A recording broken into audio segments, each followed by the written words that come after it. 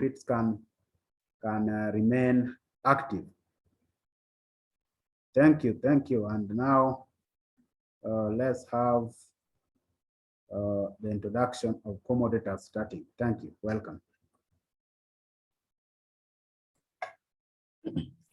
Well, thank you, Mr. Adero, for giving us this opportunity to participate during this career fair. I'm grateful for the chance given to be co-moderator for today. And I'll start by introducing myself as John Waruru Gitau. I'm a 5th-year student at Taveta University, pursuing a Bachelor of Science in Mining and Mineral Processing Engineering. And also, I'm a GIS enthusiast. I've been learning a lot in GIS, and yeah, I'm hoping that in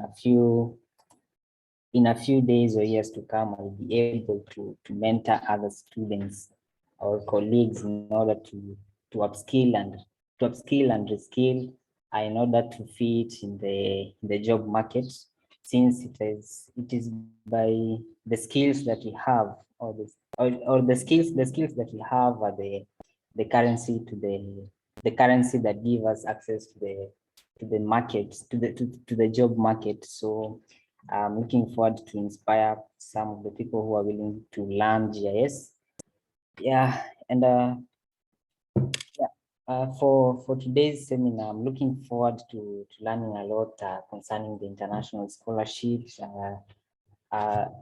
Because for the past few months, I've been trying to apply for different scholarships, but I've been experiencing some challenges. So I'm looking forward that at least I'll be able to learn how to find international scholarships which are legit, since during this era that we're living in, we have a lot of people who try to scam us in terms of maybe sometimes you're asked to pay you're asked to give a certain amount in order to gain access to these international scholarships. So at least I'm looking forward to learn or to get the knowledge on how to find the legit scholarships. And I'm also looking forward to knowing which countries give the best scholarship, or the best scholarships, including not only the countries but also the universities which offer the best scholarships, and also organizations which can at least help you get a scholarship. I'm also looking forward to learning how to get a full scholarship, know where to look for this kind of scholarships, how to prepare in advance during when I'm about to apply these scholarships. I'm also looking forward to improving the chances of winning these kind of scholarships, because I believe there's always a lot of competitions when it comes to application of these scholarships. So by the end of today's session, I'm looking forward to learning a lot from this seminar. Yeah, so I think I'll pass the mantle to the next co-host. And also, I'm grateful to see that I have a friend of mine who has joined us from Technical University of Mombasa, who is an electrical engineering student, and he's been asking a lot concerning the impact Borderless Digital, and at least today he has been able to join us. So yeah, I'm grateful. So maybe Amanda can take over and proceed. Thank you.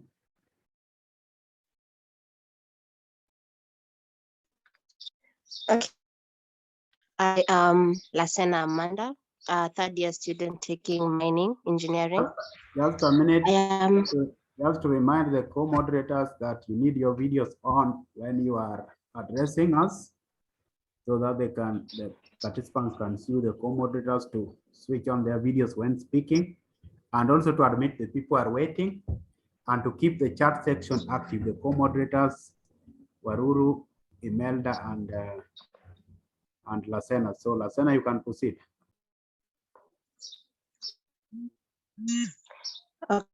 Um, I am taking bachelor's in mining engineering. I'm having a trouble setting up my video, but I will as we continue. Also, okay, so this thing, I am looking forward to learning a lot about international scholarships and where to get them and what to do, the steps to take when you're applying for one. I am excited to be a co-moderator today, this being my first time, and I'm learning a lot from Dr. Adero and my fellow co-hosts. I'm excited that the participants are all today, and I'm just looking forward to learning and sharing and landing the topic today. Yes, thank you.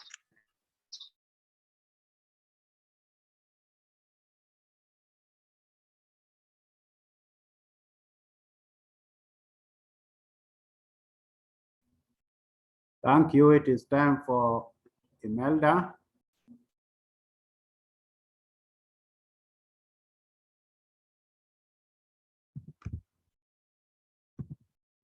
And please keep the chat section active even as we continue the chat section. Keep it active. I see Imelda is not here, but on her behalf, let me welcome any 4 participants who would like to greet the audience. Any 4 participants who would like to greet the audience, tell us what you are doing, especially in terms of career development, youth mentorship, what you are passionate about, and what you expect from this meeting of today. So any 4 participants in any order, you are welcome to greet us. You can also switch on your video and speak to us. Thank you.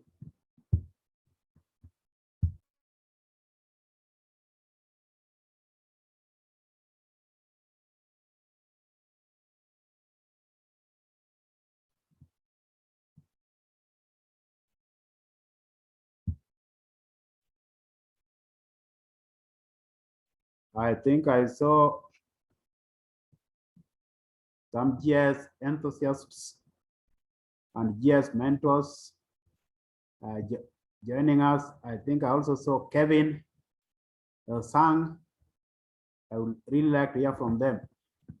Kevin Kiprop, if you are speaking, you are muted. We can't hear, but you can unmute and speak. Hello. Hello, we can hear you. You can proceed. Okay, thank you very much for this opportunity. I'm Kevin Kiprop Sang, a mining engineer, and I'm currently working at National Cement, Kaloleni plant in Kilifi. So I'm excited about this opportunity that we are having today about international scholarship, and I look forward to learning a lot, and as well maybe if time allows to share my experience with regard to scholarship application and the way forward, because I have also been journeying through it. So I do not have much. May I give back the mic? Thank you.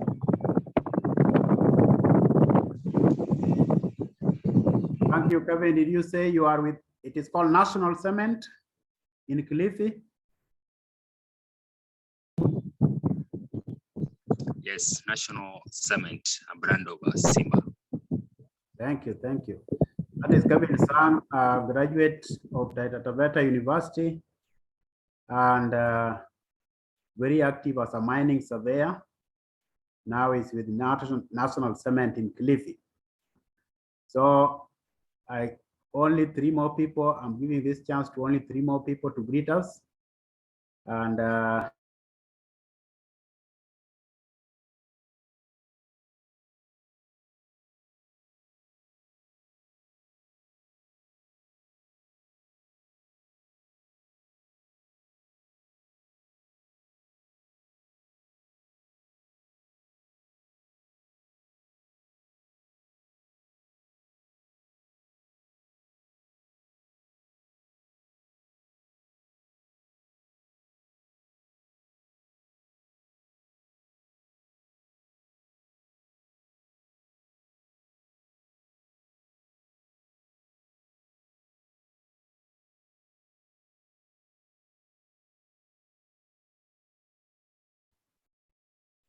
So is Melda back with us?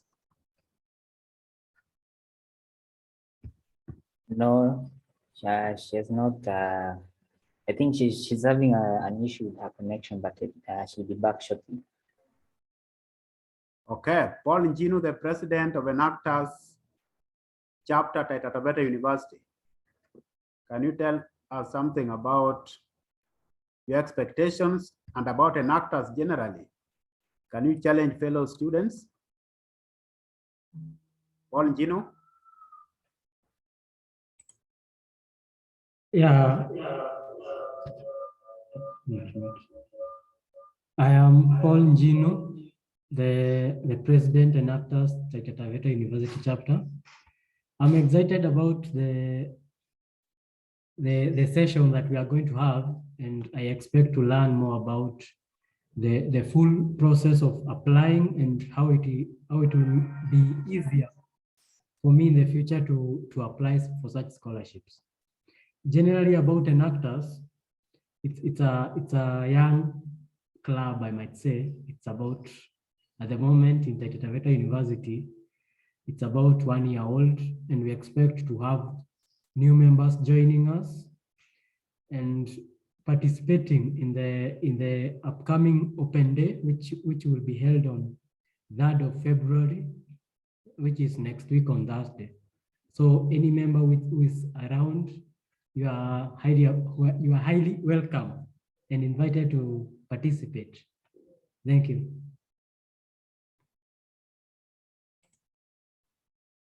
Thank you, Paul. I saw Imelda is back with us.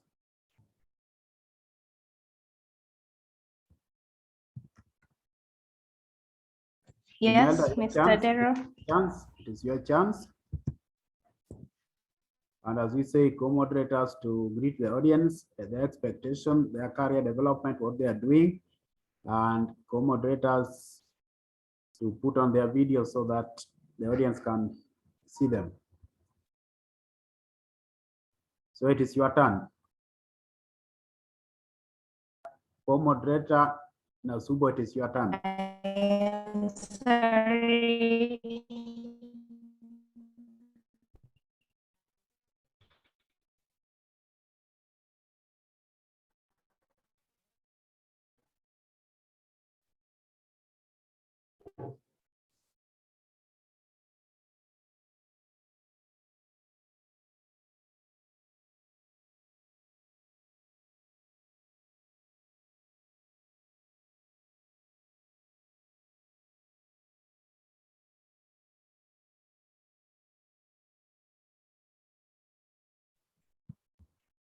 Okay, so we will proceed. It is evident that there's some connection problem from there. So what we are going to do is just to go directly to the first part of this meeting. And I'm going to make a presentation. Why do we need to talk about international scholarships? Underline the word there, international. And why do we need a winning formula? We do need a winning formula, of course, because the competition is tighter.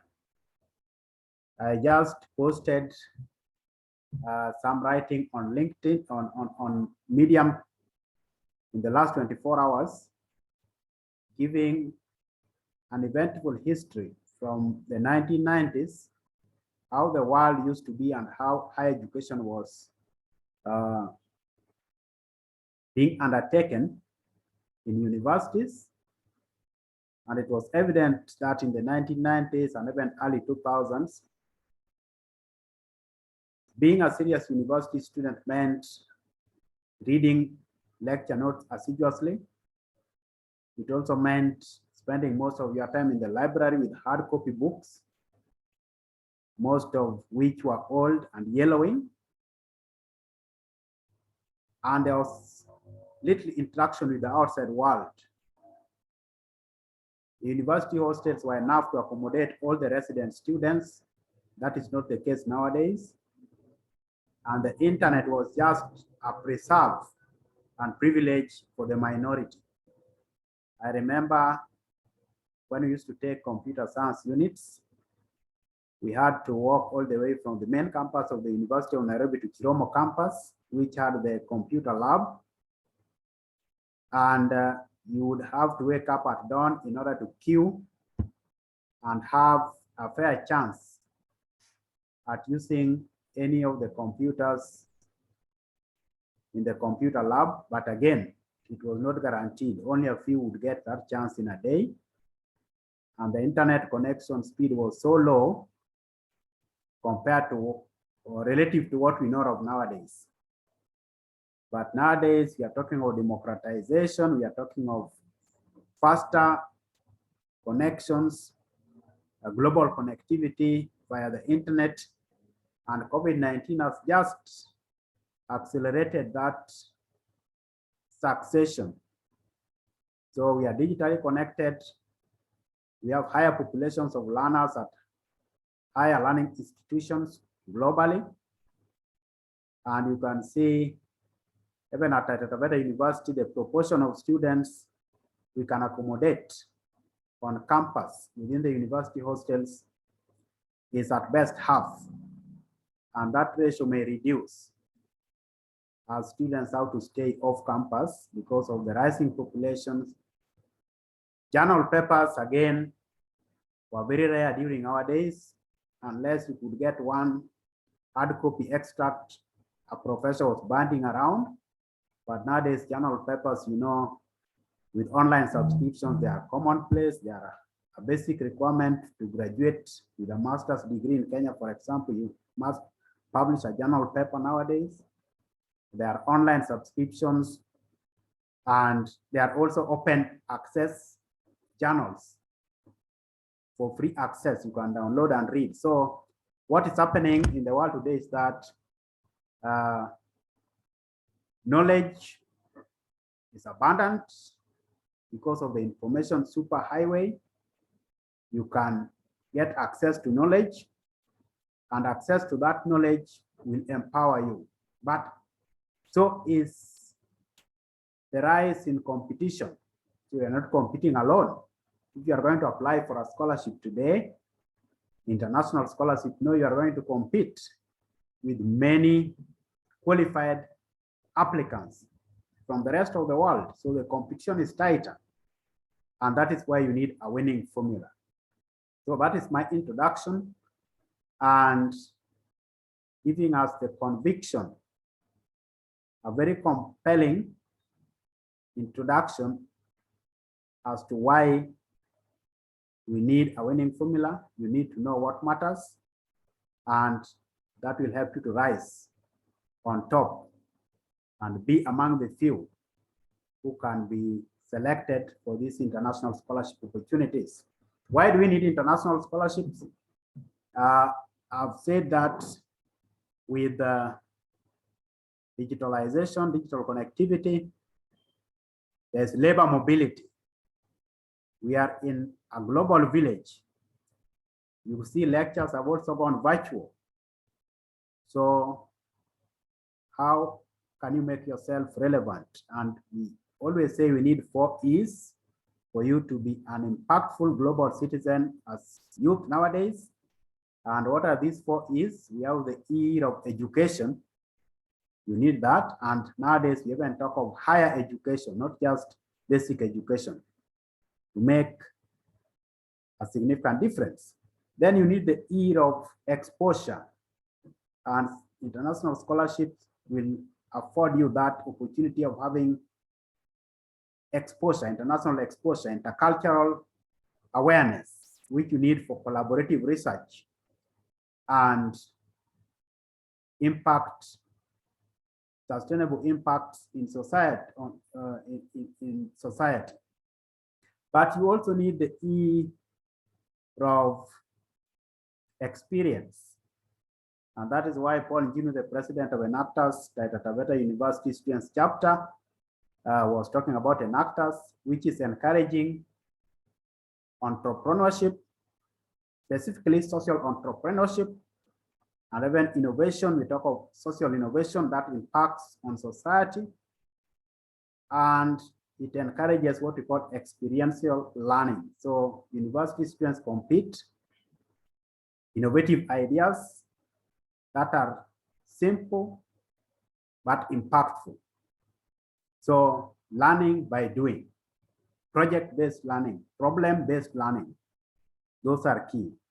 Then you need the other E, the fourth E of empathy. You need emotional intelligence. How are you going to work with different people from different parts of the world, whether physical or online, whether you are going to participate in physical conferences or virtual conferences or in hybrid mode. So you need those four E's, and you need to be digitally literate, and even better than that, digitally fluent. So I see some people are also summarizing what I'm talking about in the chat section. So I've talked about the four E's: education, exposure, experience, and empathy. Now, we have also had our own students from Taita Taveta University because of experiential learning, because of being part of the NACTAS, participating in national competitions, and recently they emerged among top 3. And again, in a GS competition organized by ESRI Eastern Africa, students from our university emerged number 2 in Eastern Africa. And this is encouraging indeed. But how do you transform that competitiveness into a winning scholarship application? So that is what we are going to talk about today. So allow me to share my screen just to give you some key points. And I also remind the co-moderators to admit the people who are waiting. Benjamin is waiting, for example. So we'll have some preliminaries. I'm going to share my screen and let me know once you can see the screen.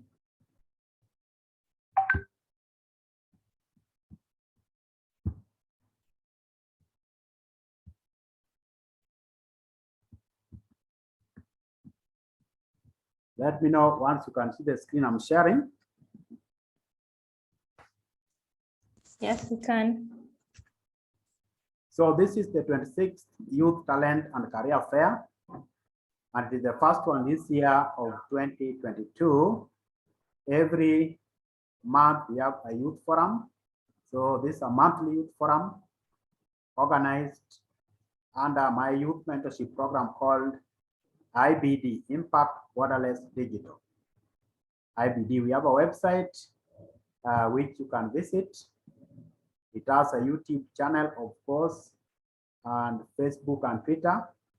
So once you visit this website, you'll be able to see videos that have been uploaded on previous training sessions, including sessions on CV writing and answering interview questions adequately. For example, the first question of tell us about yourself.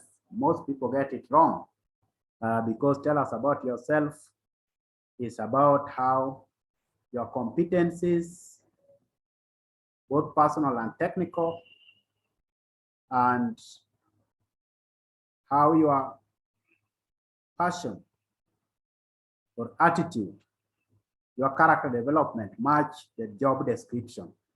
So it is more of selling yourself based on your competencies than telling us your name, your education from primary to university. It is not about that. It is about selling yourself. How do you fit the job description at hand? Because the rest of the personal details and history of educational qualifications, the history of work, we already have on your CV. So you can visit that. We are also saying the Twitter handle of Impact Borderless Digital is Impact Borderless 1. And my Twitter handle is @Copadero. So I'm National Dera Lecturer at Taita Taveta University, and also a mentor under Kenya's Presidential Digital Talent Program, which is under the Ministry of ICT, Innovation and Youth Affairs. That is a volunteer position. And every year we are assigned STEM graduates, young STEM graduates to mentor. You can also apply once you graduate, you can apply to be part of the Presidential Digital Talent Program. You will be attached to a ministry, department, or agency of the government where you'll have a mentor there. And then you'll have another mentor, external mentor who's a volunteer like me. And after 1 year with on-the-job training, you are better equipped to join the job market. And nowadays, there are organizations that write directly to this program to give them graduates, young graduates to employ because they have been mentored and they are better equipped for the challenges at hand. So as we proceed, that is impact borderless digital, the core values. We have diligence, excellence, and intergenerational responsibility. Of course, you need intergenerational responsibility. What you are doing, how are you mentoring other people so that they can be better than you are, for example, and can ensure continuity. So we usually have these 6 topics we deal with under the monthly youth forum. And today you see we are on number 6. That is what we are going to give emphasis, scholarships. And under scholarships, you need motivation, recommendation letters, productivity tools you need to be aware of, learning resources, and nowadays you must be aware of the SDGs, your networking, and social media presence. So allow me now to go further into this part of scholarships. So let's focus on number 6. And we begin by saying that these scholarships are your passport to the world. They are your passport to the world, these international scholarships. If you want to make an impact, to be a real global citizen, then I challenge you to be open-minded. I've talked of labor mobility. We are living in a world nowadays. It will be hard for you as young graduates just to have a job in one place and retire there. You'll find that you move a lot. Even if it is within one organization, you'll be sent to work in different locations, not necessarily within your own country. And one way of acquiring that international exposure early is through international scholarships.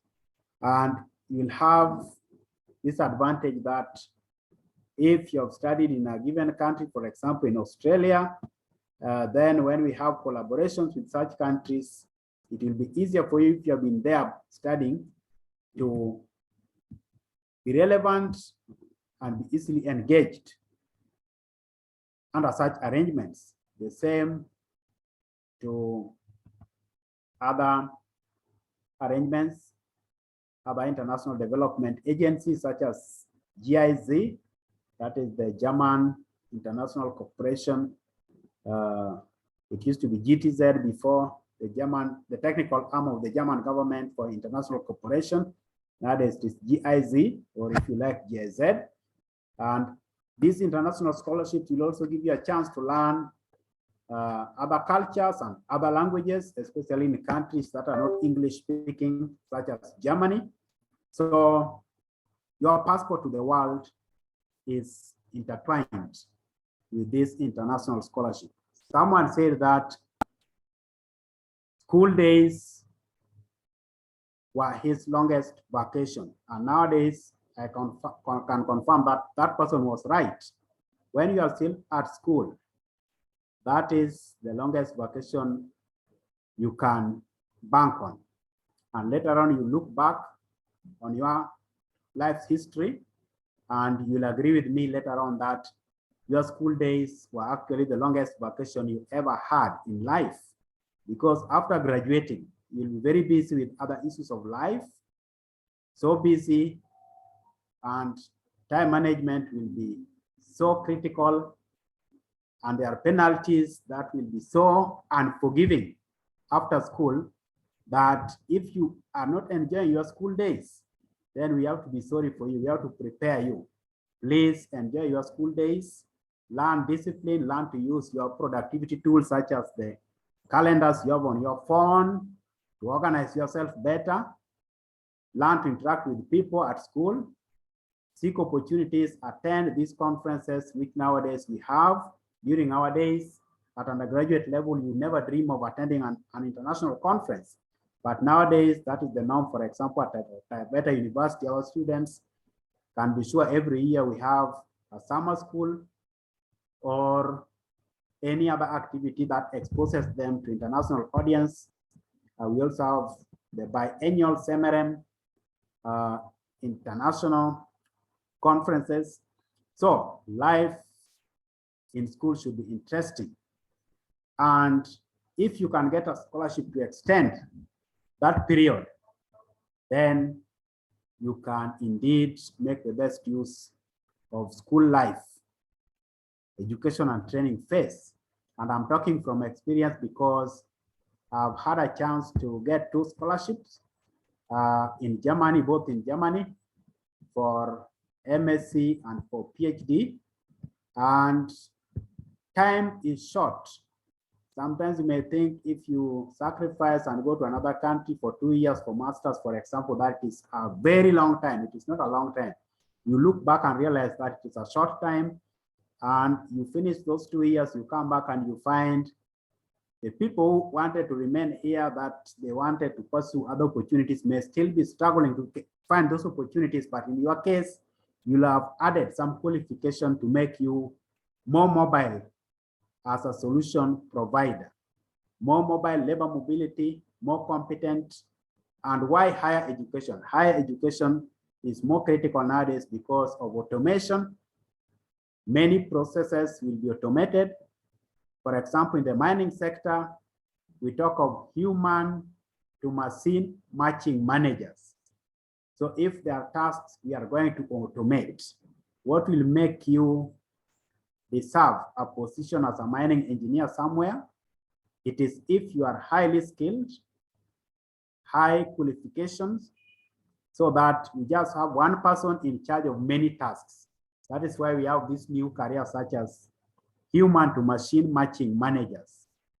How can you program so that you can tell us optimally how many people do we need for one machine for optimal production and also to ensure safety?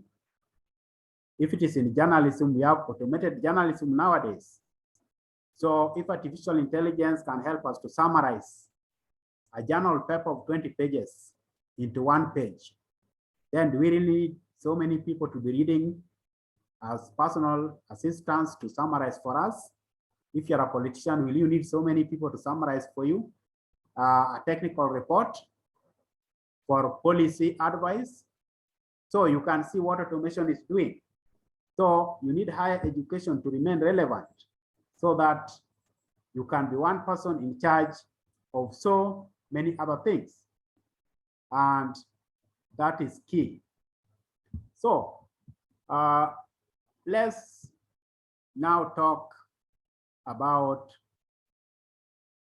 the winning formula. I'll summarize this part. We have more details later on, and I can also share later on the slides with you. But in an interactive style, let's now talk about the winning formula, even before we go to the sources of these international scholarships. Now, one winning formula, because it will be a disservice if you leave this meeting without knowing about the winning formula. That part, winning formula, is even more critical. So the winning formula, one, from my experience as a scholarship holder, I talked about the 2 scholarships I'd received, and even other grants I've received before. One is your motivation letter. Give it first priority, motivation letter. What is a motivation letter? A motivation letter is a concise, convincing, compact, compelling, and confident presentation of why you deserve that scholarship. And for you to succeed, your motivation letters should show that you are selfless, not self-centered. That motivation letter should show that you have read what the scholarship is about. If it is a scholarship with a history, of course, all scholarships have a history, then read the history. What was the fundamental or the underpinning philosophy for coming up with that scholarship? Is it a scholarship that is targeting more of social impact?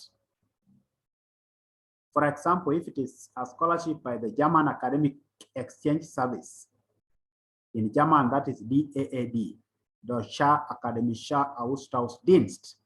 That one translated into English is the German Academic Exchange Service. Have you read about that scholarship? What is the main focus of the scholarship? For example, what is the slogan? For example, that the slogan is change by exchange. So in your motivation letter, how are you going to promote change by exchange? Are you going to ensure that you disseminate your findings widely, participate in conferences, and in your home country? Are you going to be a multiplier? Are you willing to go the extra mile to mentor other people? So your motivation letters will not be about self-promotion, that you want this scholarship so that you can have a master's degree and then later PhD degree and become a professor. That is a very dry motivation letter. It is so self-centered. Rather, read about the scholarship, for example, DAD, which sponsors mainly STEM subjects, that is science, technology, engineering, and mathematical sciences. Then have your motivation letter showing us your qualifications and how they fit the minimum requirements, and go further to tell us what you will research on and how that research is important for society, for example, how you'll be a multiplier, how you'll use that knowledge.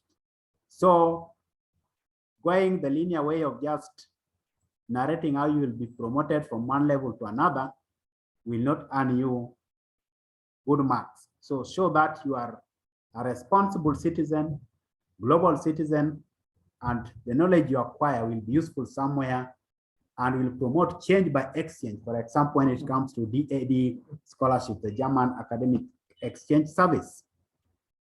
So keep your motivation letter concise. I talked about those C's, you remember: compelling, concise, compact, convincing, confident. You need all that. And also, nowadays we have sustainable development goals. How is the study area going to impact on the sustainable development goals? Because those are compelling global agenda items.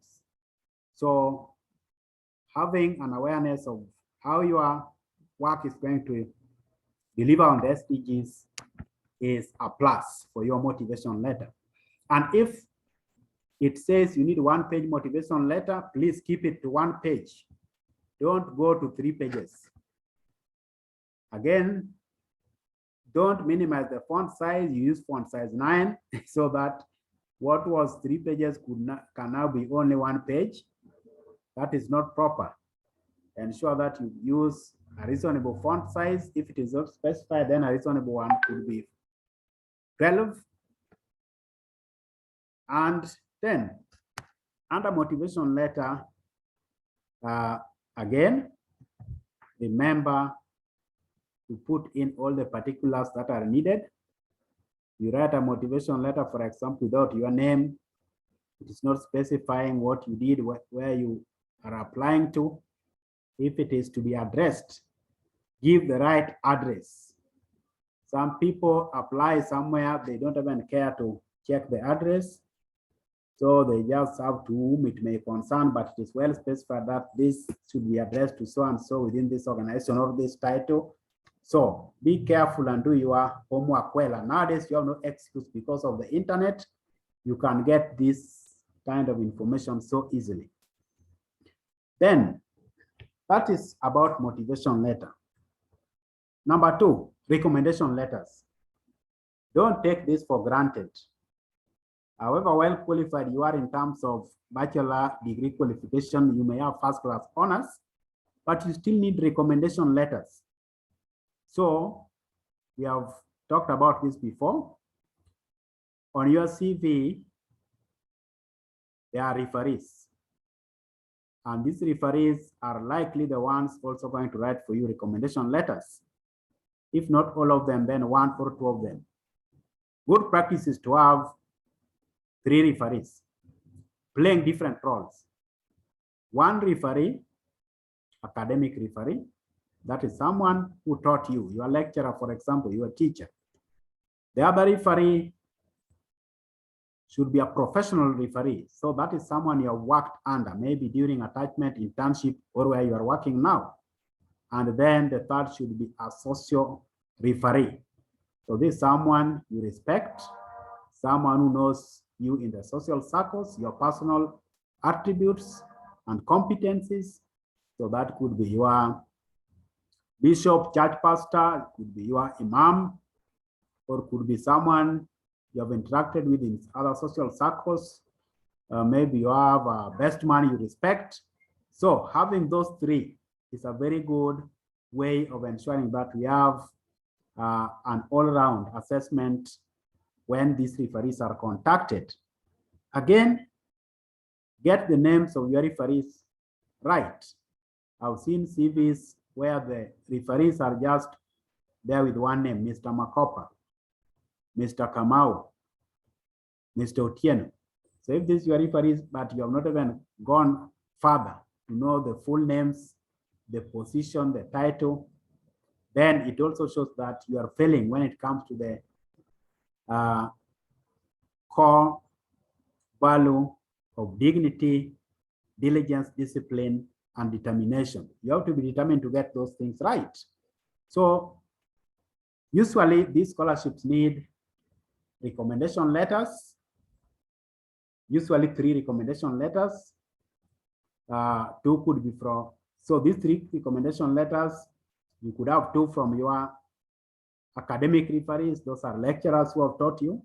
So give them early notice because they are very busy and they are becoming busier because of COVID-19.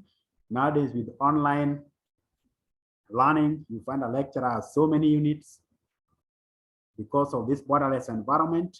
So give them early notice and remind them so that you can get the letters on time. Again, furnish them with your detailed CV so that they can write something relevant about you. You may take it for granted that your lecturer knows about your competencies, what you did, but they interact with so many people. So ensure that you give them your detailed referees, most updated CVs, okay? You give your referees your most updated CVs, and that will also help them to appraise you better and even call back and ask you for more details. I remember when I was applying for a master's scholarship, one of my referees, an academic referee, he called me back just to confirm if I was chairman of the Surveying Students Association or the vice chairman. So I had to explain I was both. Then on the CV, on the recommendation letter, he wrote chairman because that one was serving at a higher level. I was vice chairman first, then later on was elected chairman of Surveying Students Association at the University of Nairobi. And he could not have the clarity of that if my CV was haphazard without my personal contacts, how I could be contacted, my mobile phone contact, and again, an indication of how I was active. So again, on your CVs, for those recommendation letters to be focused, don't forget any volunteer experience, how you have been volunteering as a responsible citizen at school, in college, maybe serving in the students' bodies, in unions of students. Some people take that for granted, but they do matter, and they matter more nowadays, volunteer experience, because they are an indicator of your responsibility and how you are likely to use your knowledge to serve others. So for these recommendation letters, we have academic referees. These should be lecturers who taught you. Maybe they have left the university where you are, but still they taught you, they have that knowledge about you, and they are authentic. It can be traced and it can be confirmed that they really taught you. Don't just fake. Go for the people who have taught you. Those are academic referees. Then we have a very important referee that most scholarship holders take for granted, and that is professional referee. So if you're working somewhere, you have your supervisor. It's important to be disciplined, show dignity, so that you can get good recommendation letters from your professional referees. They matter a lot. So for the scholarships I'm talking about, for postgraduate scholarships, for example, these professional referees need to be guided. So you need to guide them. Guide your professional referees as to what they need to include in that recommendation letter. So if we talked of lecturers being busy, professional referees can even be busier, because they could be human resource manager of a big organization, the director of a company somewhere. And allow me to share this. There's a day I saw someone having a recommendation letter for a scholarship from a social referee, but what the social referee wrote was about how this person is a nice person to be around, is funny, and they visit each other, the families visit. So his family has been visiting the family of this man, and this man's family visiting. They even have some Christmas sessions together. You can readily understand that there was no good guideline given, because as much as that is social, it does not meet the objectives of giving a convincing letter for the panel to decide to give you that scholarship. So if it is a social referee writing about you, it is better to talk about your volunteer experience, how you are selfless, and how your advancement in training and knowledge will be a plus to the planet, a plus to the society. So I also urge the co-moderators, keep reading the chat section. Keep reading the chat section, please, and note down any key comment that can be tweeted and any key comment that we can share during the short break we are going to have for questions and answers. So for professional referees, what I'm saying, there are scholarships that are keen on the fact that you are going to study and coming back to your home country to impact your home country with that advanced knowledge and training. So one good example, the DAAD scholarship, the scholarship from the German Academic Exchange Service. So what your professional referee should assure the scholarship giver is that they are willing to give you study leave. That should be aligned in that letter. So the professional referee should indicate clearly that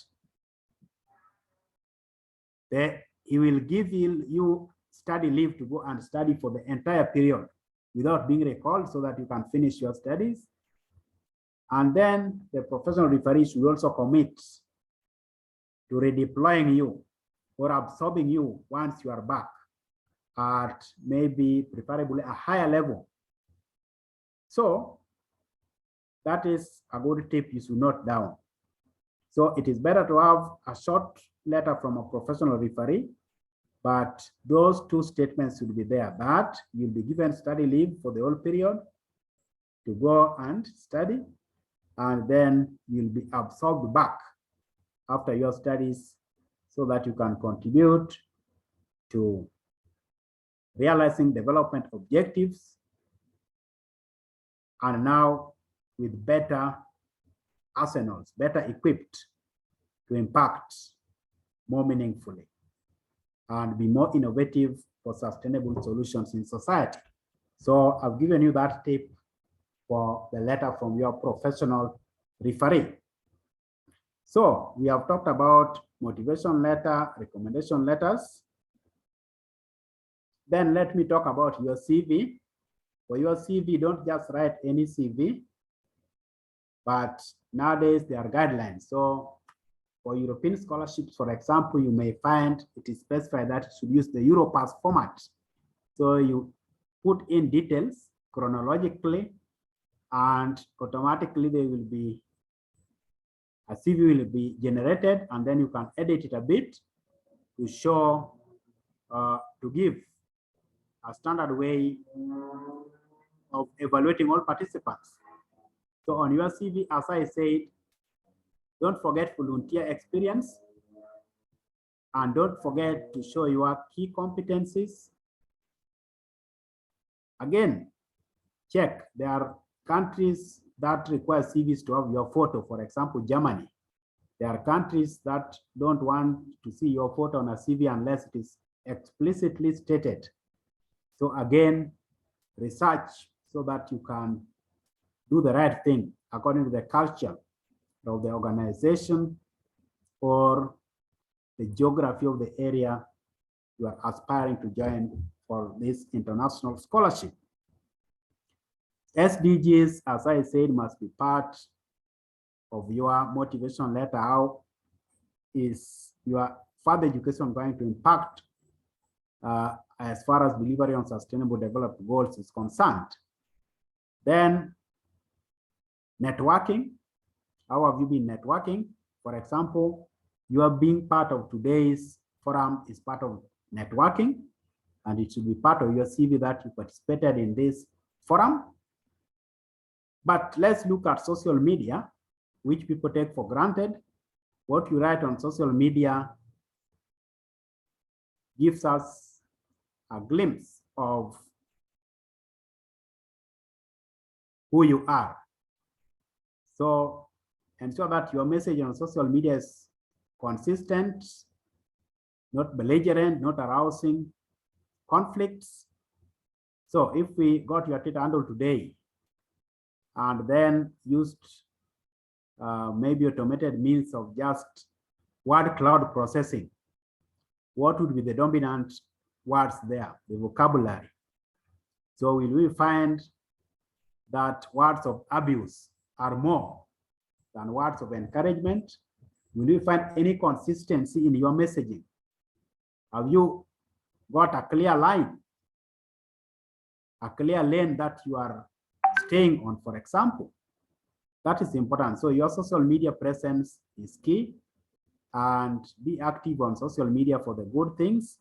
That will also impact on your global identity and show people the kind of conviction you have and your life's philosophy. So again, those Twitter handles, those Facebook pages are key. So I would like us just to take a short break, because I've talked about what you need to be part of your winning formula for these international scholarships.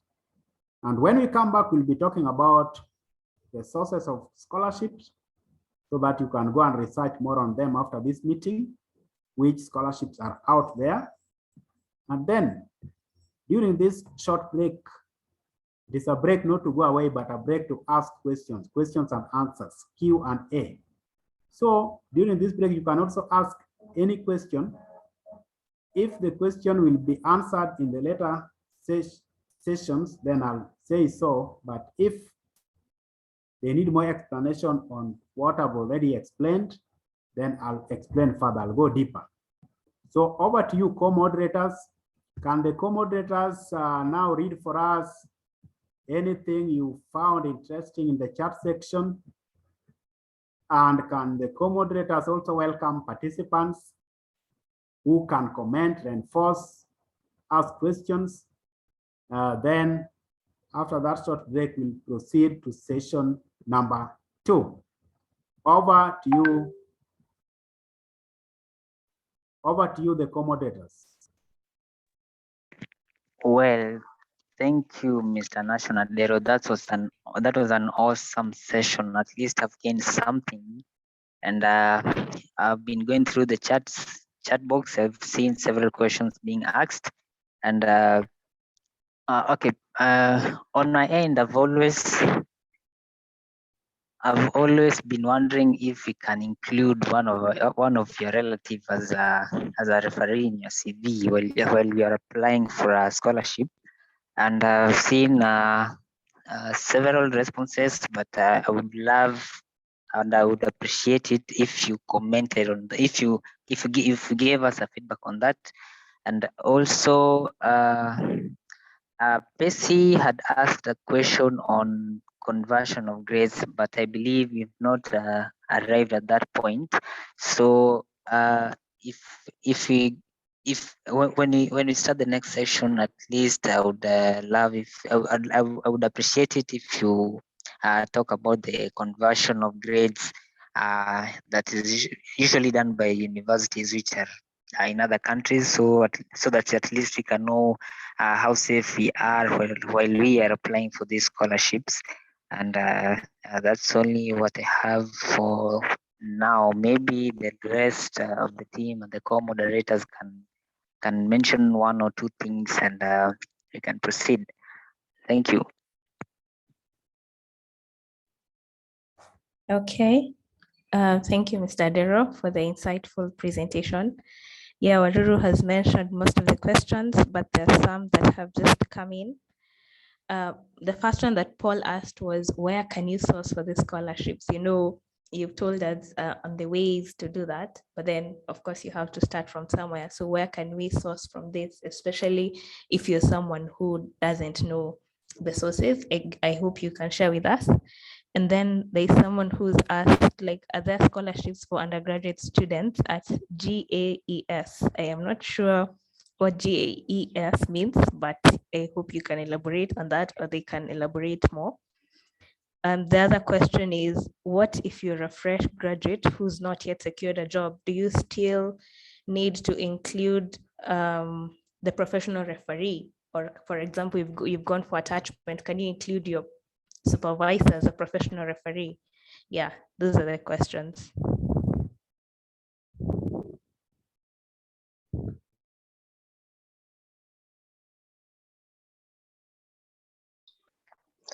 Okay, so most questions have already, sorry. You can proceed. Okay. I wanted to say that most questions have already been highlighted by John and Imelda, but I would appreciate if the participants would also give their feedback on most of these questions, because people have, I'm sure that one or two of us have already started trying this scholarship thing. So if one or two of you could give us their opinion on what they think about the questions asked, so that you would have a better angle to view this when you're answering the questions to us. So I would appreciate the participants to also give their opinions.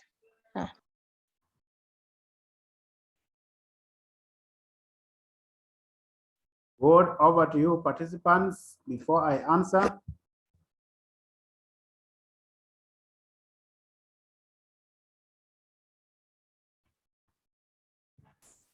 I don't know if Michael is still here. He's been working on a scholarship application, so probably he can share something or a question that he has been having. through his application process.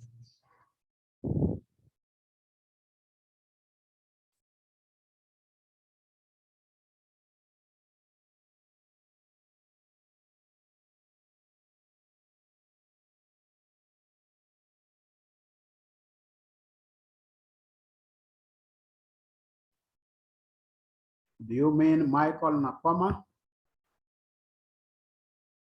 Yes, Michael Ugo Chugu. He had said that he had low battery, so I don't know if he's left. I think he's left. Okay, so let's just proceed to the answers. Now, having your relative as a referee, that is unethical because of the possible bias. Even in medicine, doctors will tell you that they usually don't treat their own children or their spouses. They'd rather have them ministered to by other doctors, though they can be there to just to join hands and give advice. Why? Because you are likely to be emotional. For example, if you're a doctor and your child is very sick, you know, separating emotions from professionalism can be very hard. So ethically, they would go for that option. So again, and people will know that that was your relative. So that is why you find even for job applications, there are organizations, for example, UN organizations that are keen on knowing if any of your relatives is already part of the UN. So having your relatives as your referee is not recommended, especially those close relatives. Unless it is a very extreme case, maybe you have one of your parents is a professor in a university and is the only professor of that unit, and now you want to go further and study in that area. Maybe it's a professor of computer engineering and also taught you, and that one can be explained, but try as much as possible. And usually what motivates you is even more important. What is the motive? Why are you just going for your relative, yet there are other people who can recommend you? So again, that is a concise answer I can give to that. So weigh the motives and try to stay away from that, especially when bias is likely to set in. The grades you need, conversion of grades, there are bodies that are certified to convert those grades. 7 here in Kenya, you will be told which body is in charge of translating or converting your grades if you graduated from, let's say, Russia and you are coming to Kenya. What is the equivalent of that qualification? Or do you need to retrain in other areas? For example, if you did medicine in Russia and you are coming to Kenya to work in Kenya, there are standards and some requirements what you need to do before you can be recruited as a doctor to practice in Kenya. So those are key, very key. So those bodies are there and you can find them. And grades for qualifying to be for these scholarships. Normally in Kenyan rating system, we have what we call upper second class honors. Usually that is a minimum requirement, and I say usually upper second class honors to be competitive. So aiming at upper second class honors and above, that is either upper second class honors or first class honors, will give you a lot of peace when applying for these scholarships. But there are exceptions. There are cases where those who have lower second class honors have also qualified for scholarships, especially for programs that are practice oriented. And you find someone got lower second class honors, but has acquired sufficient experience.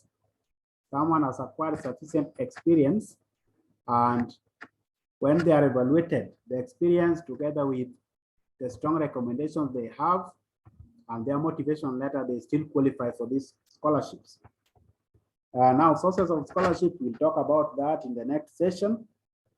And professional referee, what if you don't have a job, yet you still need a professional referee?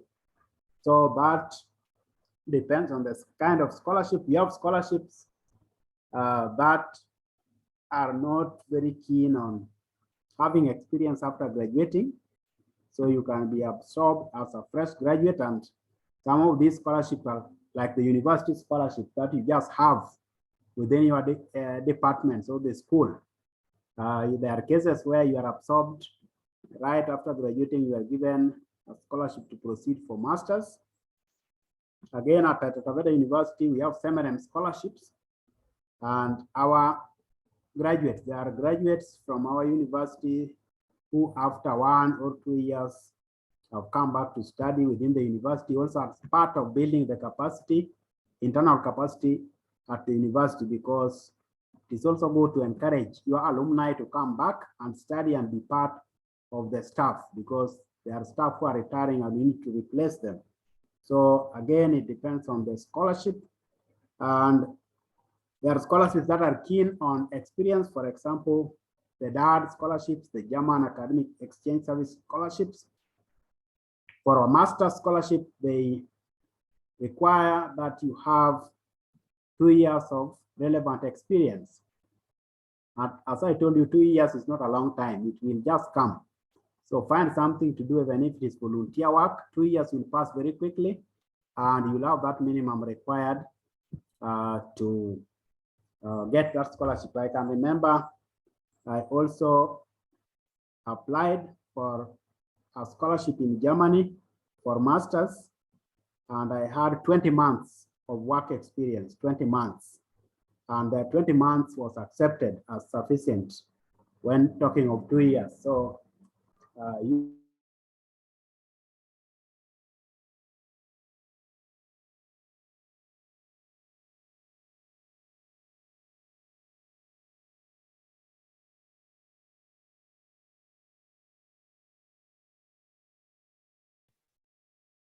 Mr. Adero, I think we have just lost you.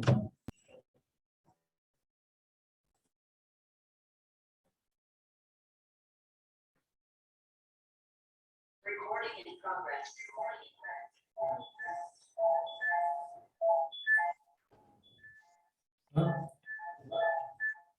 Mr. We cannot Adero. get you here from your end.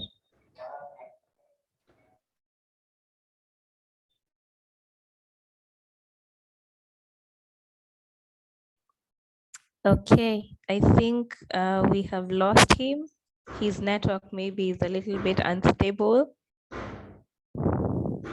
Yeah, I think he has left the meeting, but I hope he's coming back.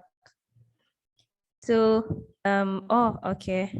Get what Philip meant by GAF or DAD.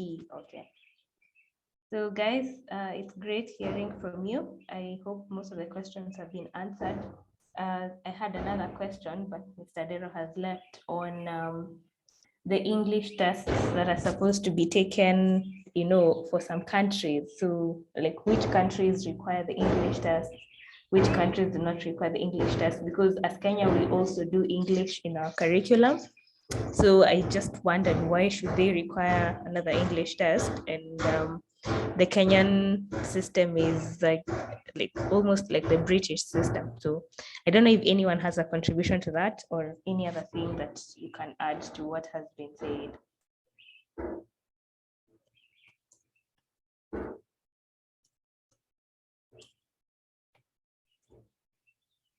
Hello, can you hear me, guys? Yes, you're loud and clear. Okay, so I don't know if you've heard my question.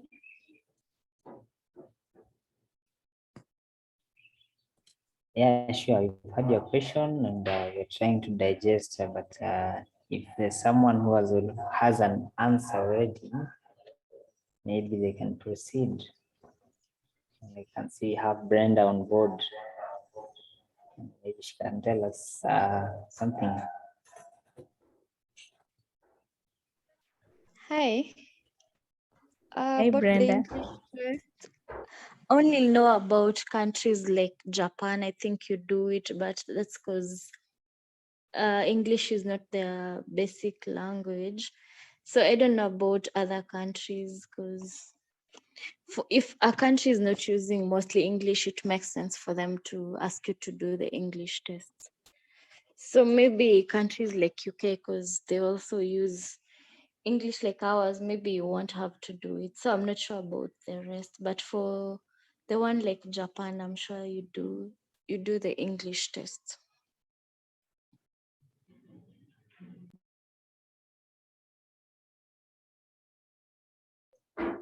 Thank you, Brenda, for your contribution. Yes, Pesika, you can unmute your mic and share.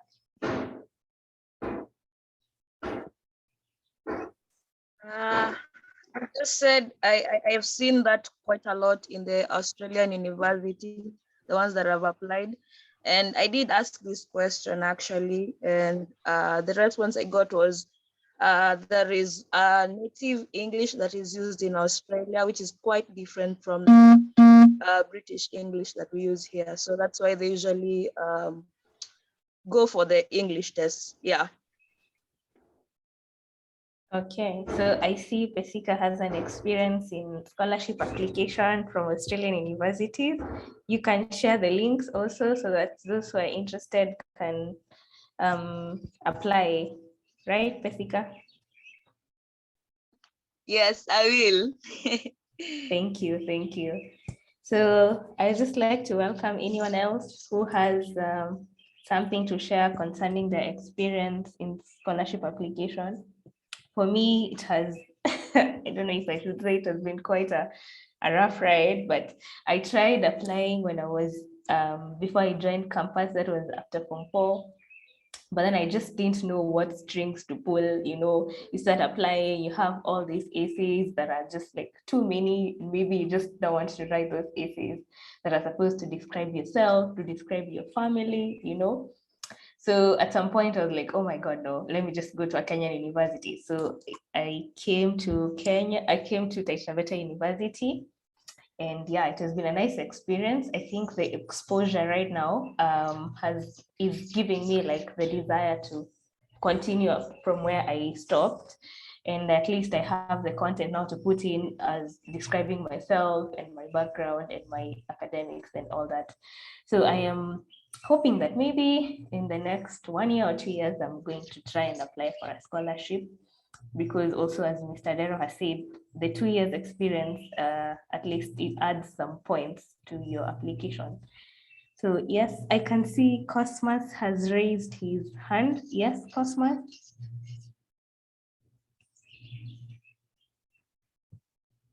Yes, Cosmas, can we hear from you?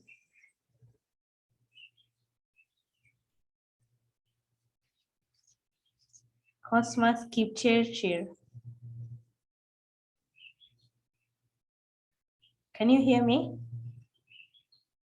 Hello, I can hear you. Yes, I was just asking Cosmas to share because he has raised his hand. So I don't know what he has to share with us, but it's like he's not hearing me from his end. I don't think he has connected his audio.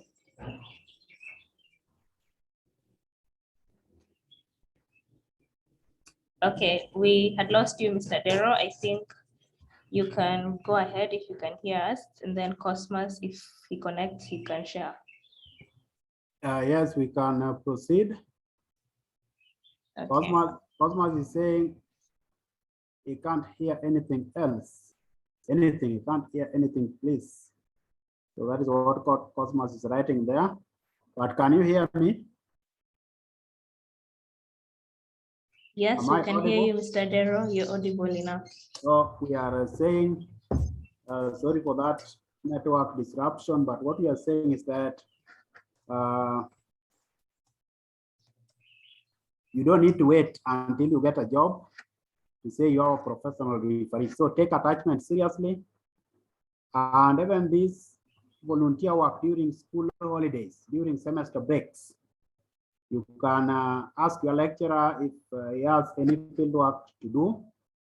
And even your lecturer can be a professional referee if it is in the sense that your lecturer was supervising you on a project, you are doing some field work, you work together. For example, here, work with many students from Taveta University for field data collection.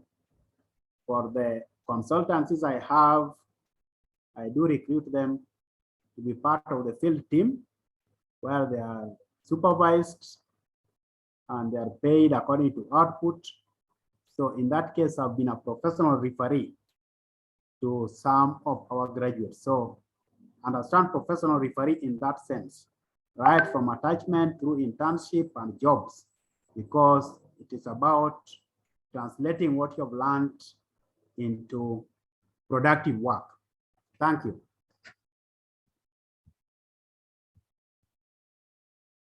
All moderators, you can proceed and ask the audience if they have any comment, any questions. If not, then we can proceed to the second part, sources of these scholarships. Oh, Mr. Dero, we had a question on some universities you apply to, like, for example, I think I've seen in Canadian universities also, you're required to do the IELTS test, the English test. So like, when are they required? And yeah, how do we get to do this test? On what platforms are they certified? Yeah, such questions. Yeah, that is a good question. And if you are aspiring to join those universities in North America, there are exams you need to do and they have expiry dates. For example, GRE, GMAT, and those others. And it is, Europe is, has been a bit more relaxed in terms of those requirements. But those requirements are there because if you're going to study in English, for example, then you need good English level proficiency. You'll not be struggling. If you're going to study in German, again, you need good German proficiency before you join the course. So to get the authentic sources, go to the advertising body itself.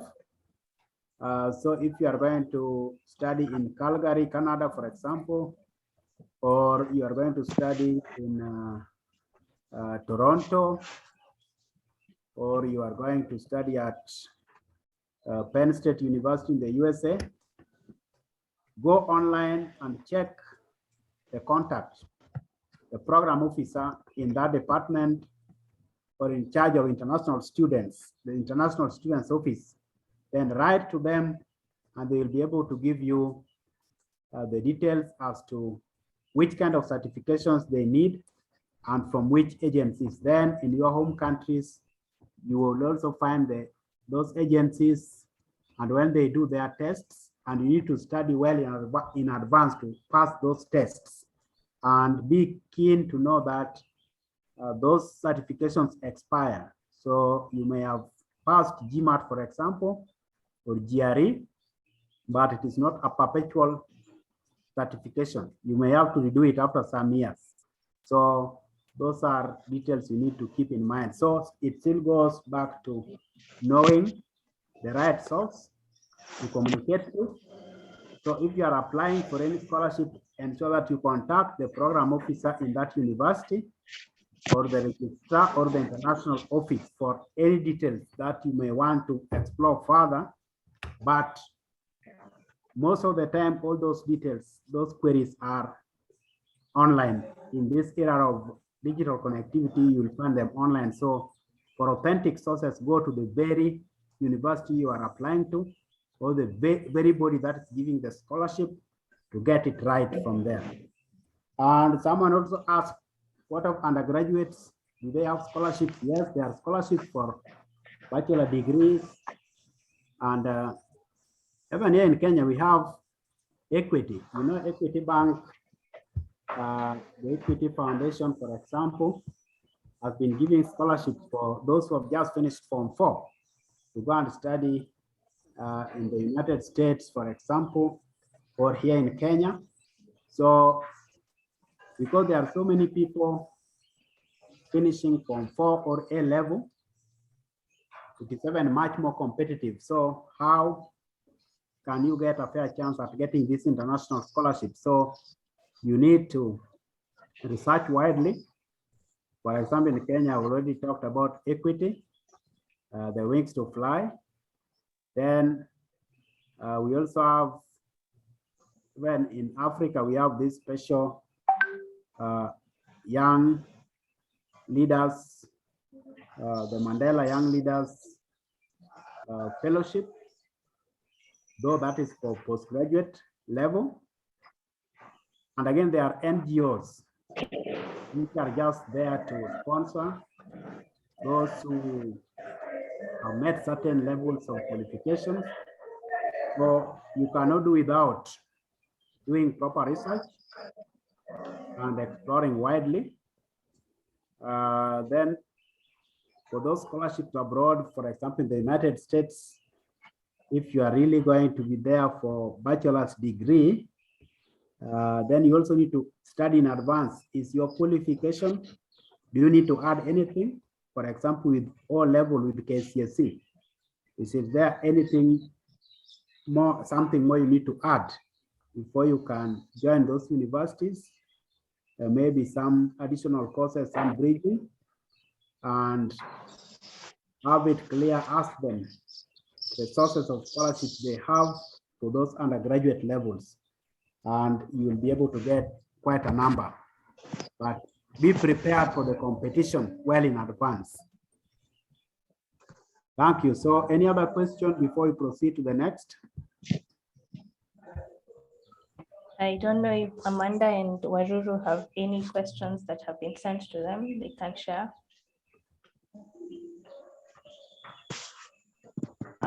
Well, I have no questions for now, but I think I'll add something as we continue. Oh, I think I have another question. Mr. Dera, what do you think of applying for master's studies or postgraduate studies to African universities? For example, you're in Kenya and you want to apply to another university in Africa.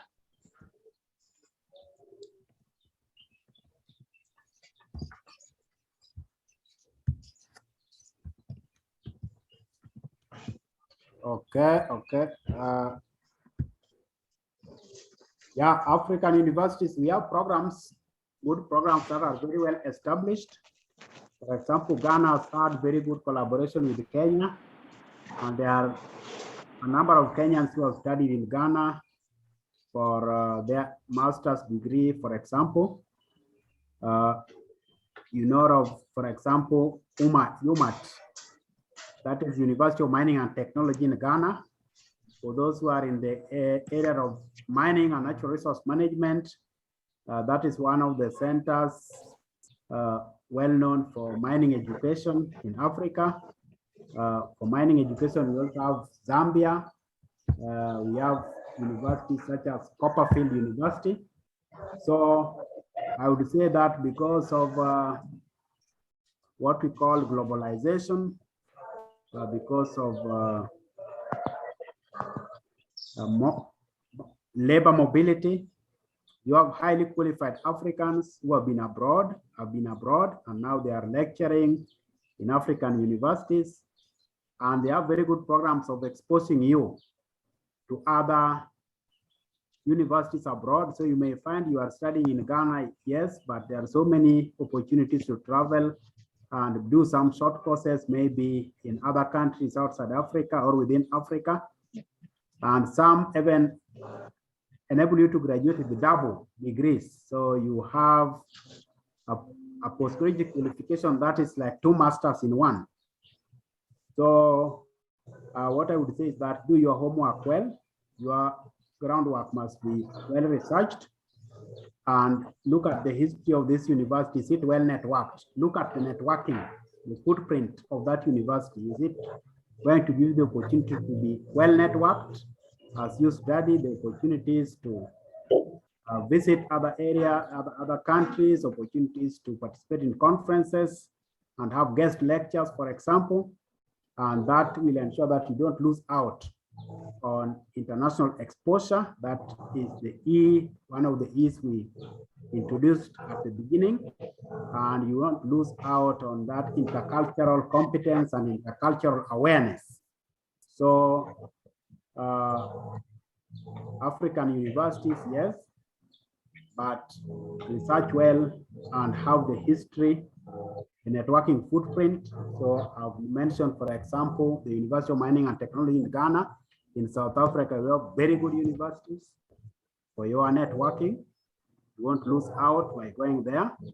And even at Taita Taveta University, don't forget us. We have SEMEREM program, which admits students from the whole of East Africa. And we have had students from Uganda. We have had students applying from Rwanda, Tanzania. So if you look at this kind of setting, we ensure that these students are exposed through these international conferences. And for master students, we even have programs allowing them to go to Germany for research stay, which could be 1 month or could be extended to 3 months, depending on funding availability. And this ensures that even though they are studying within an African university, they have programs that expose them to be networked globally. So that is the right perspective to employ as you evaluate where you want to go, which African university you want to enroll in for your postgraduate research. Thank you. Thank you, Mr. Dero. Yeah, I think you can proceed probably to the next section if there are no other questions.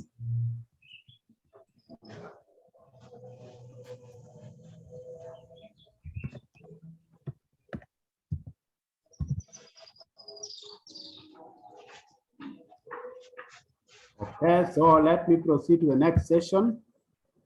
And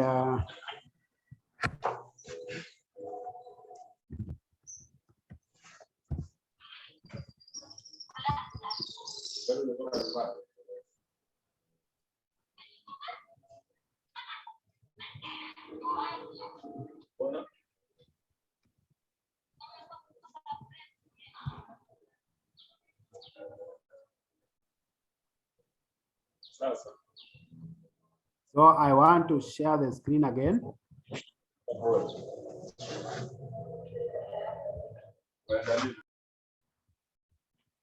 I'm sharing the screen, and now we have 28 minutes to go. So I'm sharing the screen, and the screen is showing you some scholarships and the countries that offer scholarships. You check if the organizations or the countries you have been thinking of are included there. So I would like to begin with the DAD. That is arguably the largest and with the longest history of sponsoring postgraduate education globally, and has had a major impact in Kenya, to the extent that if you visit any of these public universities in Kenya, you are likely to discover that a good percentage, double-digit percentage of the lecturers there have been sponsored by DAD in one way or another. So the German Academic Exchange Service, DAD scholarships, we are privileged in Kenya that we have Nairobi office. There are 2 offices in Africa, in Cairo, Egypt, and in Nairobi, Kenya. And you can visit the office for a long time. They have been opening. They are open to the public on Wednesdays and Thursdays between 9 a.m. and noon. The office in Community, Madison Insurance Building, 3rd floor if they have not changed. Then when you go there, you'll be given brochures, and every year they publish the courses they sponsor. So there's a book that is updated every year. They will give you that book. You'll see the courses that are there. So when you are applying, you know the course name and the university you are going to apply to join.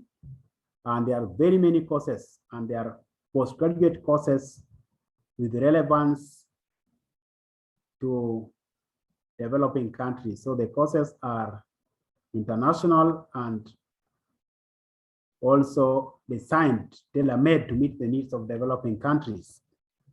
And that, as the funding body, also gives scholarships nowadays through centers of excellence in Africa. We talked of centers of excellence in Africa. And at Traveta University, where I am, we have SEMEREM, which is one of the centers of excellence in Africa, sponsored through with funds from the German Academic Exchange Service, or through the German Academic Exchange Service with funds from the German government. So SEMEREM is Center of Excellence for Mining, Environmental Engineering, and Resource Management. We have other centers of excellence in Kenya as well. For example, the one at Moi University called SAMESA. We have others across Africa, in Ghana, Center of Excellence for Social Sciences. In Dar es Salaam, Tanzania, we have a Center of Excellence there for Legal Studies. So again, these are good centers of excellence. We even have Mandela University, Nelson Mandela University. So these are also very good centers within Africa that are funded with using funds from the German government. And when you are in any of those centers, you'll be assured of good networking, and also assured of at least visiting Germany for some of your research, stay, and having that permanent identity that you are given as a DID scholar. So that is one I would like to talk about, that. And it sponsors, the scholarships are for masters and PhD. There are also other fundings available for postdoctoral research. For example, we talk of Alexander von Humboldt, that also has a specific program for postdoctoral research. USAID giving scholarships in the UK, so many scholarships. And in the UK, you also need to note that a good number of those master's programs are very intensive. So you find people taking only 1 year to finish. For example, we have the Chevening scholarships. Netherlands, many scholarships, especially in the area of geoinformatics. So if you are thinking of GIS and remote sensing, Netherlands is a very good target. China, there are so many scholarships in China nowadays, and a good number of them announced by government. So you should be checking the newspapers frequently or contacting your university for those announcements. Hungary also coming up with the good scholarship programs. Hong Kong, Canada, a very long history. Finland, again, very good collaborations even with our university, Taveta University, specifically the University of Helsinki, and very good for geography and geographical sciences. Sweden, again, for example, the Royal Institute of Technology in Sweden, and also for those who are interested in social sciences, good scholarships for economics, and good scholarships for the art sciences and planning or land management studies. I didn't note it there, but Denmark is also a very good destination for studies, especially when we are talking of environmental engineering. You know, Denmark is a good example of a country that has implemented what we call circular economy. There is that place in Denmark called Kalundborg in Denmark that has been a best practice example of zero waste, what we call industrial ecology, so that waste from one process is used as raw material for another.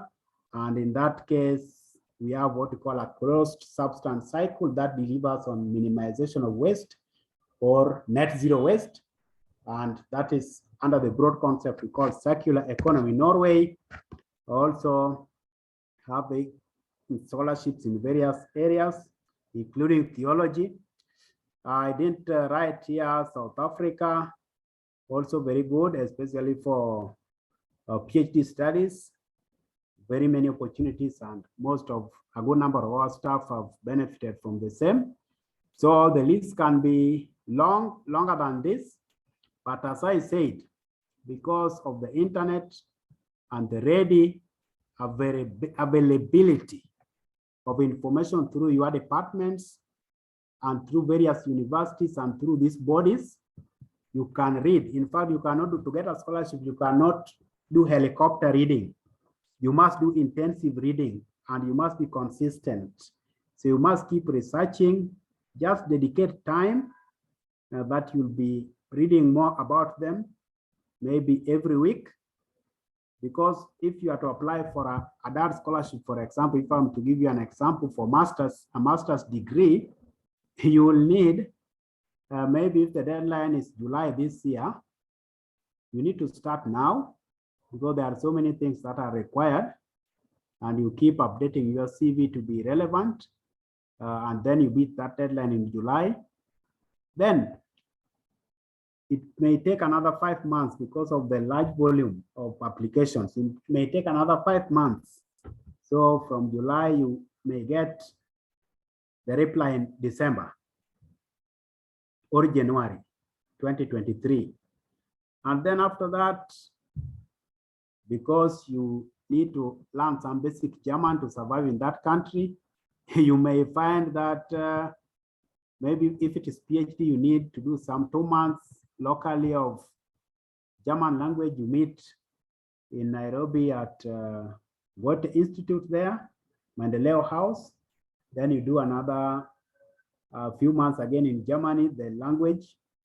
So you find that by the time you go there, you applied and beat the deadline in July 2022, but you are going there in July 2023.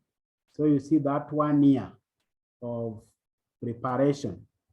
So for those who are saying that making that decision is hard, see, you have a very long period to make that decision. So it is something you need to start early. And by the time you are going there, you are convinced about the win-win that you are ready to sacrifice to go there for. So again, that is just a good introduction. I talked about YALI. Maybe some of you participants here have heard about YALI. I think Young Africa Leadership Initiative. And also check more about YALI. Through that, several Kenyans, young Kenyans, have got opportunities to study in Ivy League universities in the United States. Not necessarily after working for several years, but some even a few years or 1 year after graduating. And they are keen on leadership. As I told you that you need to develop your communication skills, your networking skills in this new era. It is not like the 1990s and early 2000s, where universities were like closed environment with little interaction with the outside world. Nowadays, you are in university, but you are interacting with the outside world. Maybe you live outside campus. You are exposed to the same safety and security concerns of the public. And that is also a plus because you can think of solutions earlier in life. You are not so comfortable the way you used to be comfortable within university hostels many years ago. So far, so good. I think this can only be a sample. It cannot be exhaustive. You see there, I didn't even write Australia, which is also a major destination for studies. Though it is expensive there, you can get very good scholarships for masters and PhD in several universities there, such as the University of New South Wales, the University of Melbourne. Those are some of the target destinations, especially for studies in surveying geomatics. Yeah, surveying and geomatics, geoinformatics. Australia is also a premier in that. And then studies in mining, mining engineering, mineral processing. Australia, a very good target. So far, so good. I think now I would like to leave this space for interactions, questions and answers again, and any feedback or comments from the audience. Then I'll ask you to evaluate the session before you leave. So back to you, co-moderators again.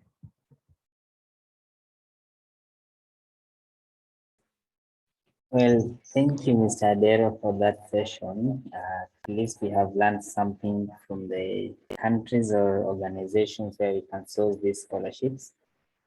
Maybe just to give a history of myself. When I was trying to apply scholarships immediately after I did my KCSE exam, I remember I had applied for a Japanese and an Australia scholarship, but okay, I was not alone, but I was in company of my friends. So at the end of it all, they managed to secure a scholarship, and but on my end, I was not lucky enough to get one of the scholarship either from Japan or Australia. The reason behind that was I think I did not have a good winning formula, which included the motivation letter and a professional letter. But at least I think now I'm equipped, I'm well equipped. So when I go to apply for these scholarships, at least I'll have an insight. At least I've gotten an insight of what to include in the scholarship application and the requirements that are needed. So at least I'll be competitive. I'll be more competitive than other people in the line of applying for these scholarships. So I'm grateful for this session, and I appreciate your concern, and I appreciate the session, your mentorship session with us, and I'm grateful for that. And maybe we can have maybe a comment from participants or other co-hosts. For me, I'm glad. Thank you.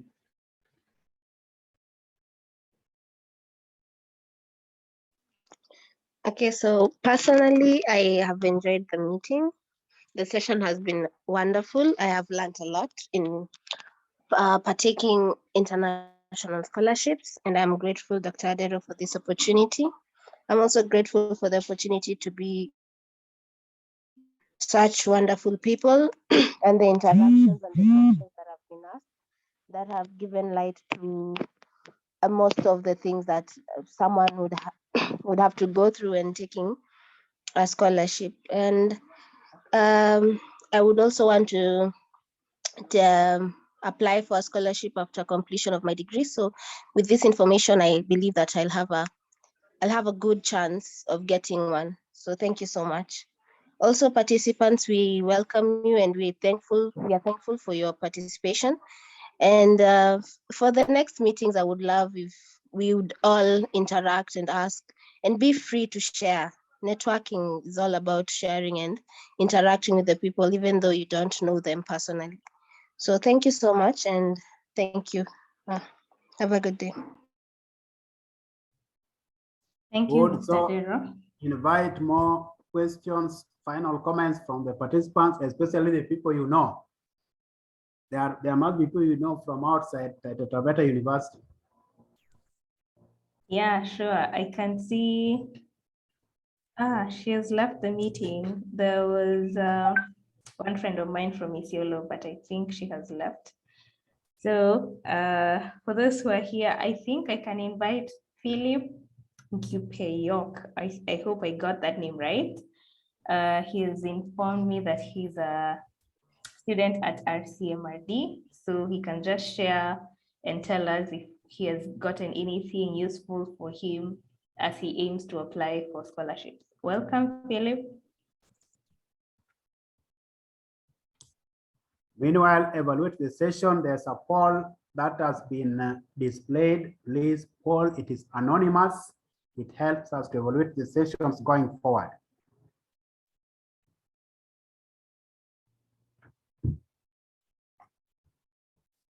Philip, can you hear me?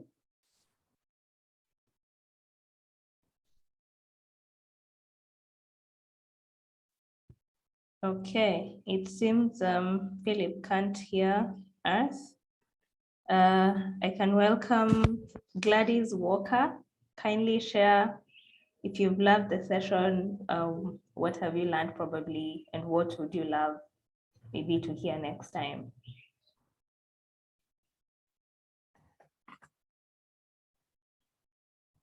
Gladys?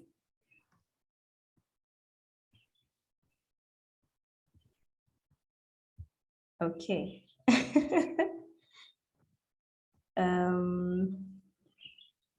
I don't know. Then someone else who's just ready to share can share.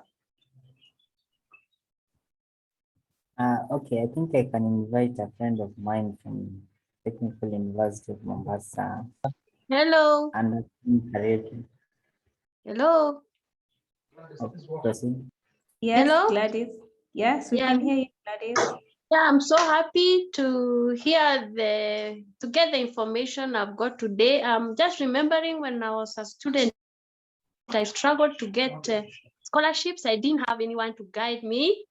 So I'm happy. I'm here for my son and my daughter. So I'm happy to hear what the professor is telling us, because we'll be able to guide our children. It is very informative. And we really appreciate. Thank you for that selfless love to share information so that others can benefit. I've really learned a lot.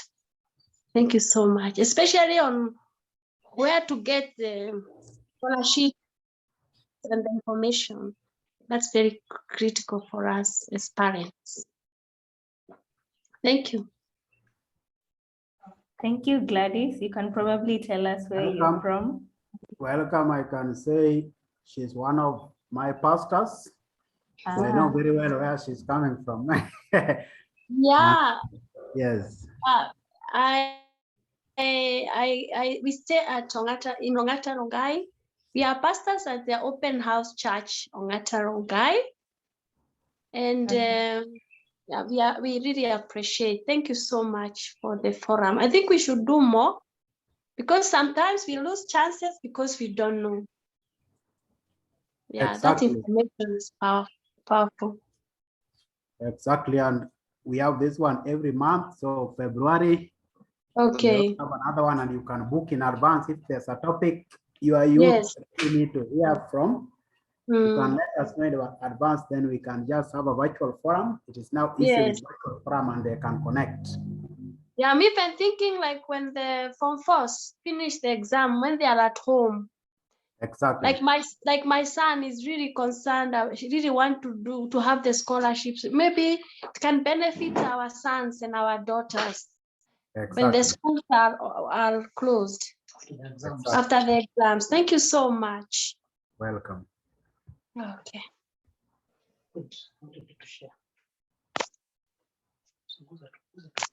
Thank you so much, Gladys. It's been amazing having you here and hearing from you. And we're hoping next time your sons and daughters are going to join us for the session. Thank you so much. Thank you. We can have Rispa. I've seen Rispa commenting in the chat box. Kindly, Rispa, you can have a minute to say something. And tell us where you're from, probably. Good afternoon. Good afternoon. Thanks so much for allowing me to say something. I'm also tuning in from Ongata Rongai. Just wanted to follow the session and learn more about it, and I'm so glad that I'm more informed now about the scholarships and can be able to guide even the young men that I interact with, including my sons. So I'm very happy for this session, and I'm happy that one of my sons was also following, although he has left, but he was in the session all through.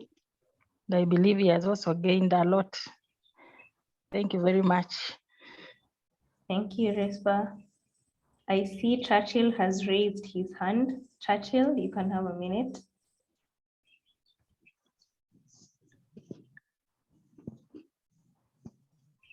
Churchill, can you hear us?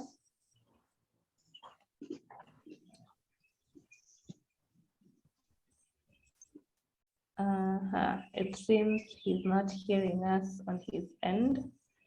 Waruru, you are talking about your friend from TUM. Kindly welcome them to say something. Okay, well, I'm not sure if he's able to speak to us right now because he has just informed me. He informed me that he was an attachment. So I don't know whether he's in a position of speaking to us. Anderson Karaoke, if you can hear us loud and clear, please tell us something or maybe make a comment on how the session has been, and I will appreciate it a lot. You're welcome.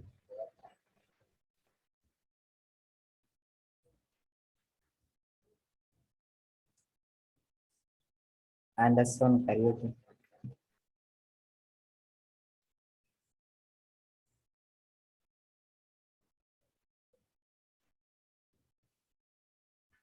Well, I think maybe we can proceed. We have Philip Gipe has raised up. I think, yeah, Philip, we can see you have raised your hand. Please proceed.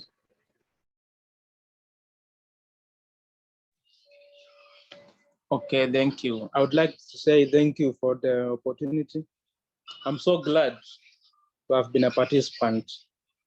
And also I want to thank Brenda for sharing that link for the Zoom. So I'm a student from Regional Center for Mapping. I'm studying Diploma in Land Survey / GIS. So that's all.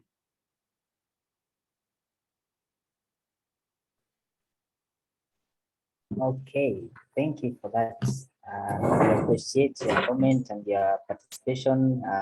Brenda, thank you for inviting Philip. We're grateful. So I think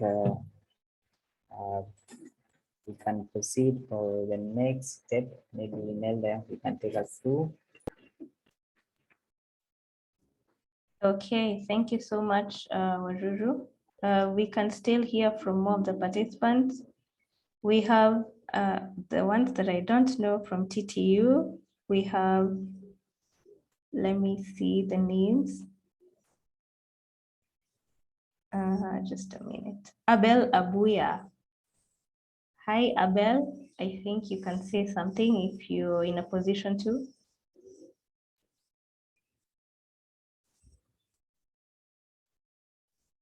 Abel?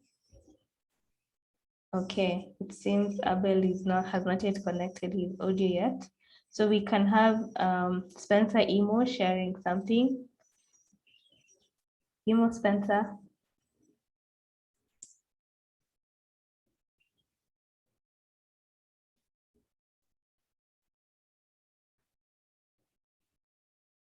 Hello, Spencer, can you hear me?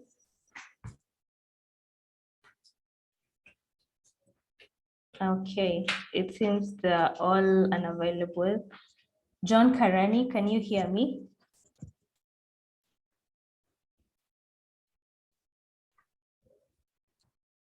I think most of them are not on microphone, and because we only have how many minutes? I think it is 2 minutes. 2 minutes, yeah. We can just wrap up and just alert the participants that we love this one every month, and this is the 26th youth forum, and we have different topics every month. So as you leave, you can also let us know through the evaluation session. There's a poll that is displayed there. You can let us know what you would like to hear about more of next time. I see already 8 people have voted, and what is leading here is preparation for employment opportunities. We'll cover that next time because we have that. If you are talking of preparation for employment opportunities, we do have that. You see from this presentation, there's so much we have done already, like a Kenya-wide survey on youth employability and skills level. So we'll be able to share on such later. For example, it's interesting that most people still think they didn't get the best from education and training in terms of honing their talents. What can we do about that? And even here you see a good number discover their talents much later in life. At tertiary level, you see 27%. And it is important to go through all this and know where you can be competitive. So in terms of job market preparedness, less than 24% saying they are prepared for the job market. So those are things we can go through for a later session. So far, so good. Thank you for attending and hoping to meet you next time. So for now, we'll say bye-bye. It's already 1 o'clock and we'll be able to share what we have recorded today with the registered participants. Thank you and thanks to all the co-moderators and wishing you well as you make another attempt at successfully applying for a scholarship. Also visit our YouTube channel. From Impact Borderless page, you'll find a YouTube channel there. You'll find the uploaded videos from previous sessions. Bye-bye and all the best. Thank you, Mr. Dero. Bye. Maybe you can put on your videos now as you say bye. A good chance. Bye-bye. Till next time.